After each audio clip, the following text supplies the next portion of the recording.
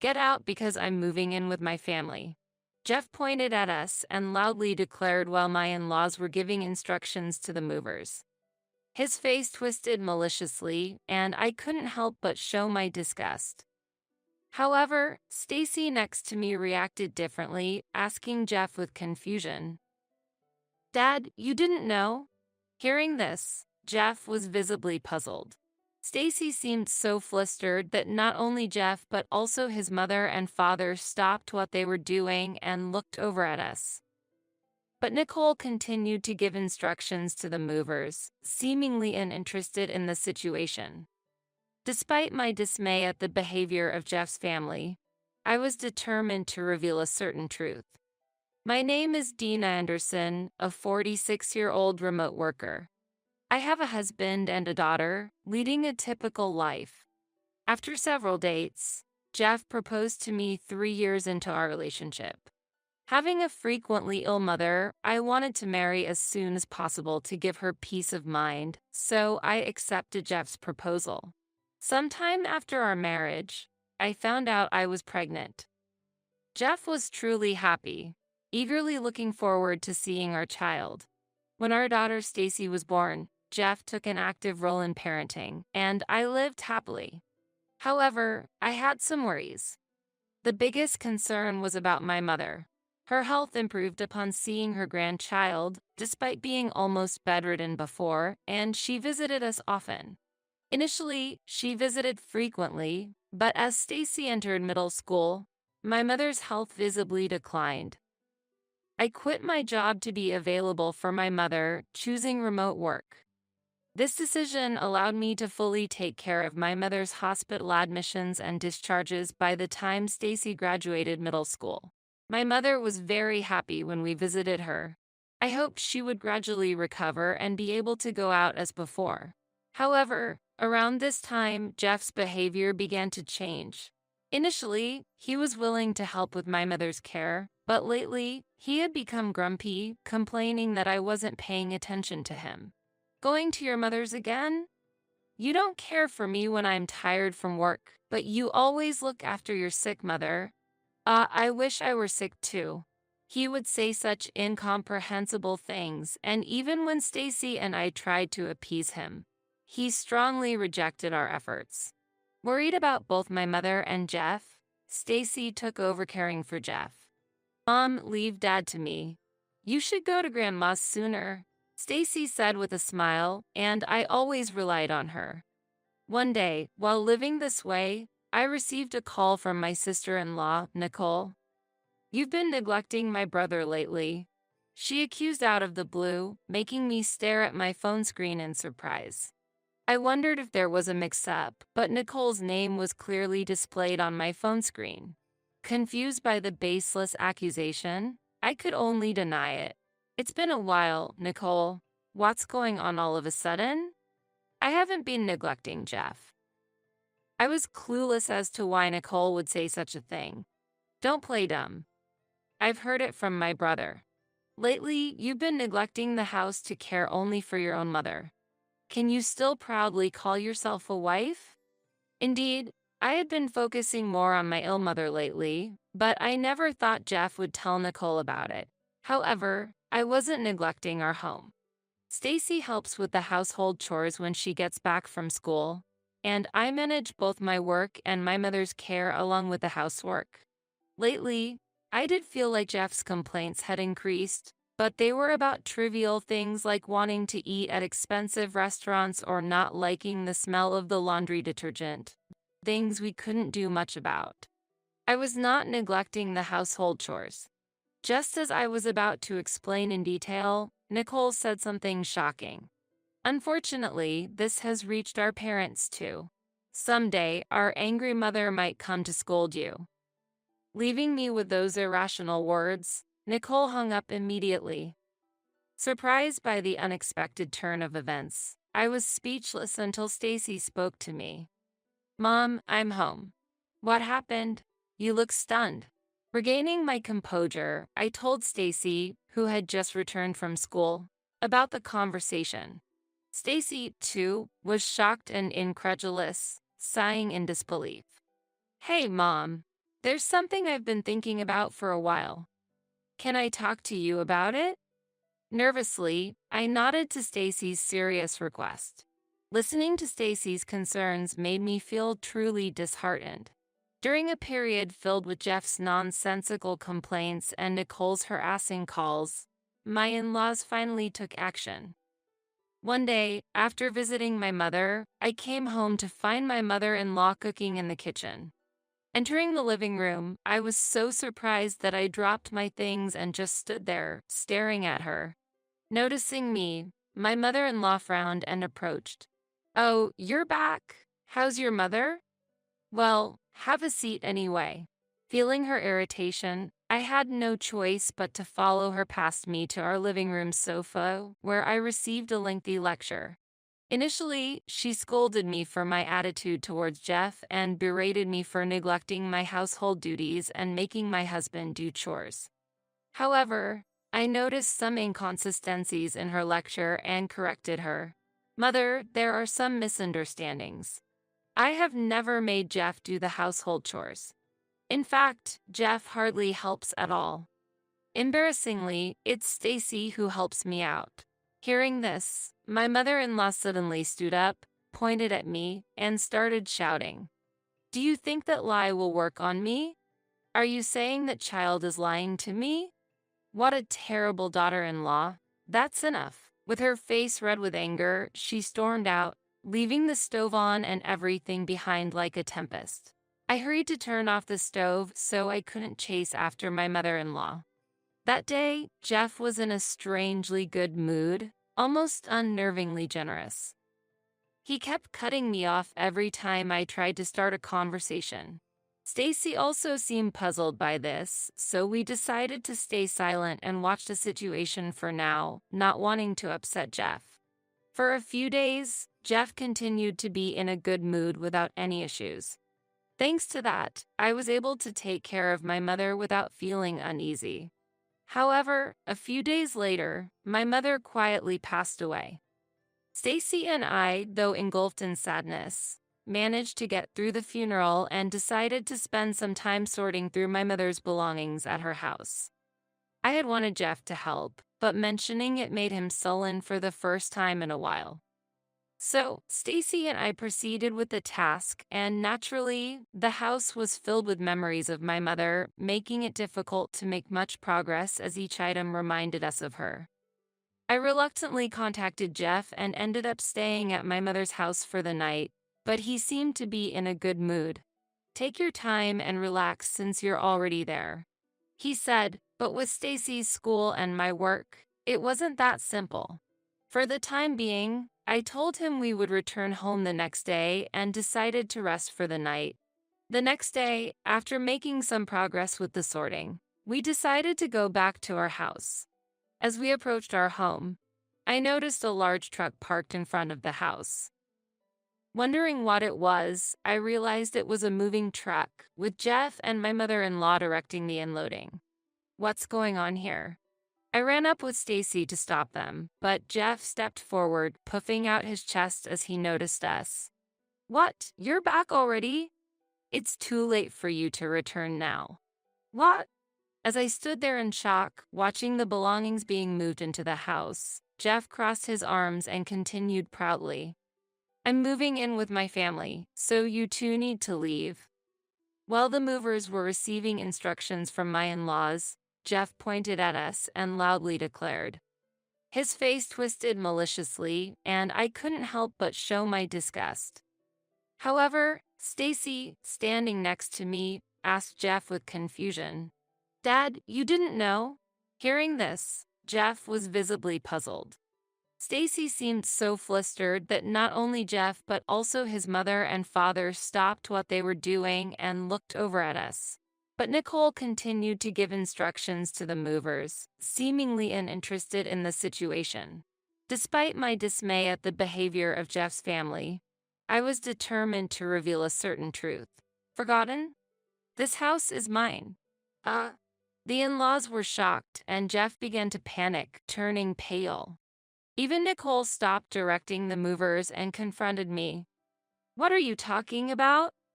There's no way you could afford to build such a fine house.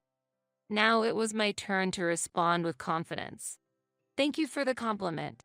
This house was built by my father, and originally, it's my family home. That can't be true. This house is so beautiful, it looks almost brand new. Does it look that way? Thank you, Mother. My mom renovated it for us as a wedding gift. Jeff should know about this. I couldn't understand how it could have been forgotten, but this house is naturally in my name, and the renovation costs were covered by my mother. She moved out happily to an apartment so that we could live here happily for a long time. Jeff and I went to thank my mother and even discussed living together. Jeff, who tends to forget things that don't suit him, seemed to realize that his plan had failed. And, just as I was about to speak, Stacy began to share information she learned from the inheritance process. Grandma left a lot of assets for me and Mom. But it's not money. It's things like land and apartments that can't easily be converted into cash. Hearing this, Jeff turned to his parents with shining eyes, and Nicole raised her hand in joy. Wait a minute. I had no idea your mother had so much wealth. You never said anything about this when we got married. Jeff's outburst led his family to start complaining selfishly. What's that? Isn't that like marriage fraud? That's terrible. You intentionally kept quiet because you didn't intend to give Jeff any of the property. What a greedy woman. And from the conversation earlier, it sounded like only you two would inherit everything. My father-in-law, who noticed the most crucial part, looked at us, and I nodded clearly while explaining the situation. Yes, the inheritance is divided between Stacy and me only. Jeff gets nothing. We found the will while sorting through the belongings yesterday. Hearing this, Jeff's family turned red with anger, especially his mother, who was the most furious. This can't be allowed. We'll get a divorce then. I'll make sure to get compensation from you. As his mother screamed in anger and frustration, I accepted her reaction without hesitation. Yes, I agreed to the divorce. The moment I agreed, his mother turned around and ran off, presumably to the city office, which is probably close by, to get a divorce form. I deliberately did not stop her angry departure and watched her leave. As I watched his mother head to the office, Jeff asked me grumpily, "Hey, what are you planning to do now?" "What do you mean? Are you talking about the divorce or where you will live?" "Both." Jeff almost snapped at me, but I looked up at the house indifferently. "This house is actually already on the market," I said, which surprised Jeff. "What?" Confused by my words, Jeff looked puzzled. He exchanged looks with his father and then looked back at me. He didn't seem to understand what I meant. Of course, it was to be expected. While we were spending another night at my mother's house, there was no way Jeff and his family could have imagined that I was selling this house. Facing the puzzled Jeff and his family, I once again spoke up with confidence. "I've always felt it. Every time you treated me terribly, I wondered why I married you. I put up with it for Stacy's sake. But even Stacy said she couldn't take it anymore with you." Jeff, faced with this shocking truth, turned pale and looked at Stacy. Then Stacy firmly met Jeff's gaze and voiced her thoughts. "Dad, you always said it was sad to be ignored as the head of the house, or to be belittled after coming home tired from work. But don't you think there's a reason you're treated that way? Why don't you realize that you're neglecting and belittling us?" Stacy's pointed words left Jeff speechless. I thought if he just silently signed the divorce papers, sulking away, I would have nothing more to say. Just as I was thinking this, Nicole blurted out something shocking. If I knew it would come to this, I wouldn't have bothered with the renovation." Everyone present was taken aback by the sudden confession, looking at Nicole all at once. I was surprised not only that Jeff and my father-in-law were unaware of Nicole's actions, but also by her statement itself. "Why would you do something like that without permission?" yelled my father-in-law, to which Nicole started making excuses without much concern. I wanted to live in my ideal room, okay? So I thought, why not take over this house and renovate it while we're at it? But you're selling the house, right? Oh, but if you're selling it, why not renovate it and sell it for more? Nicole's nonchalant and cheery demeanor as she said this made Stacy and me sigh. Not only were we dismayed, but Jeff and my father-in-law felt the same, with Jeff clenching his fists in suppressed anger. Finally, unable to tolerate Nicole's recklessness, he began to yell, "Hey, Cess, even if it's going to be sold or become ours, you should have told us first. We were preparing to move. Where were we supposed to live during the renovation?" Though his preamble was a bit off, his point was valid, leaving Nicole surprised. "Oh, really?" As Nicole responded, Jeff was about to yell again when we saw my mother-in-law running towards us from a distance. It seemed she had brought the divorce papers.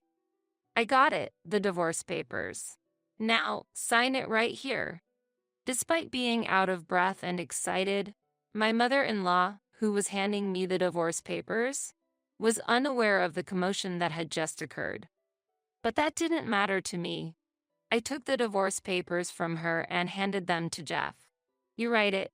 After all the times you've belittled me, you agree to our divorce, right?" "No way." Jeff immediately refused, possibly because he knew about my mother's inheritance. However, I couldn't tolerate Jeff's behavior and his family's strange antics any longer. So, I provoked him, aiming to get him to write the divorce papers. "Changing your tune so suddenly?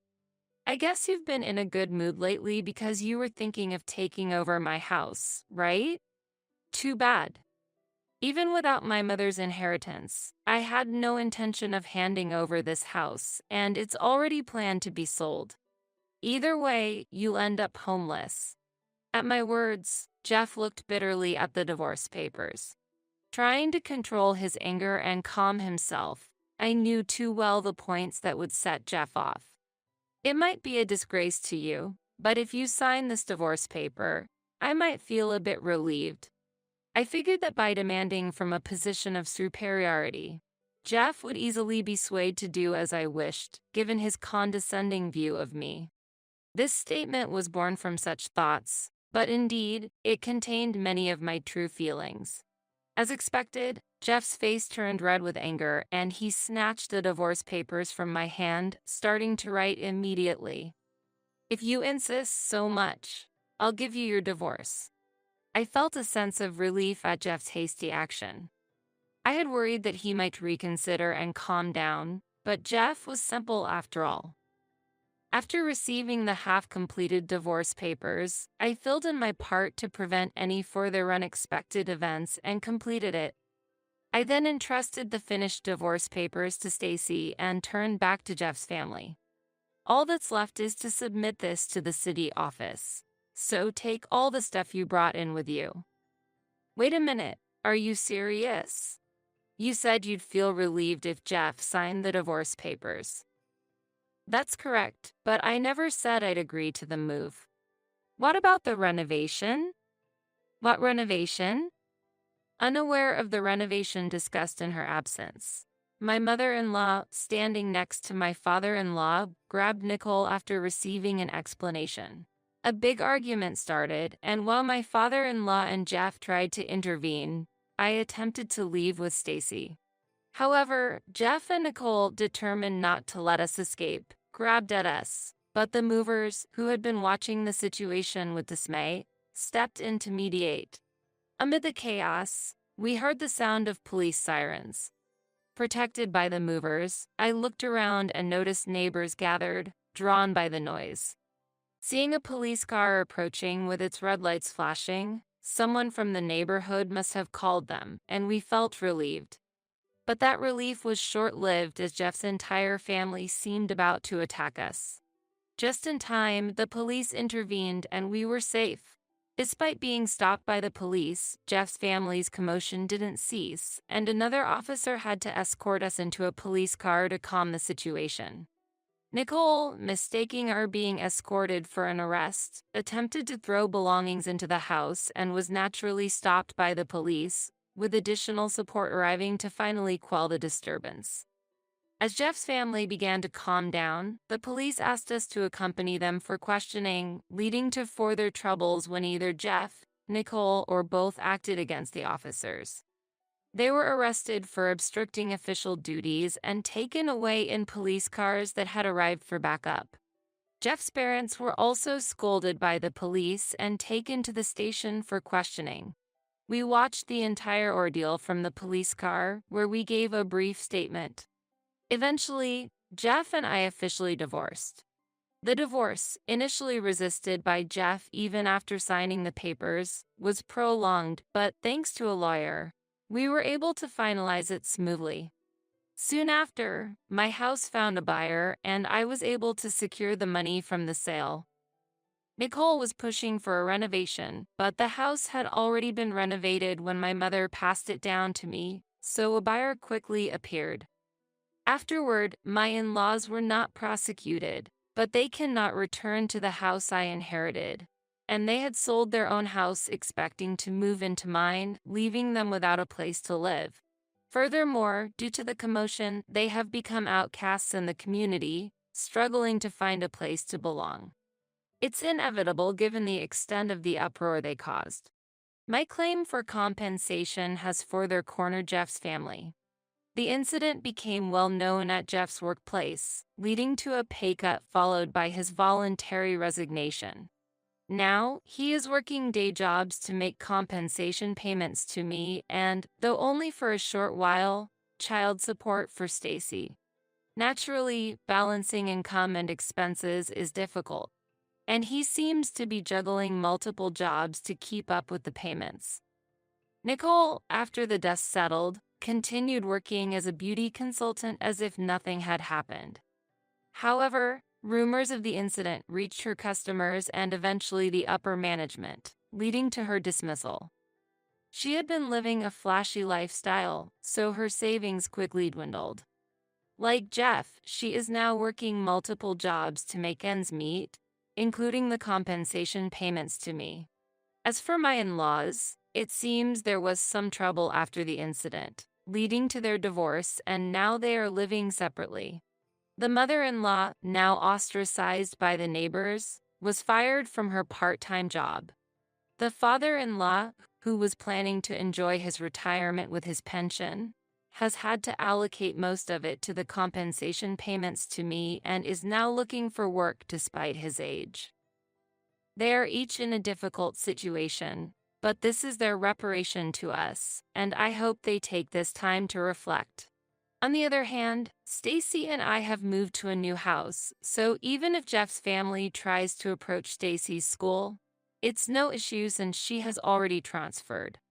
Continuing my work from home and thinking about spending peaceful days ahead with Stacy naturally brings a smile to my face. Feeling liberated from our past troubles, I plan to live happily with Stacy, just the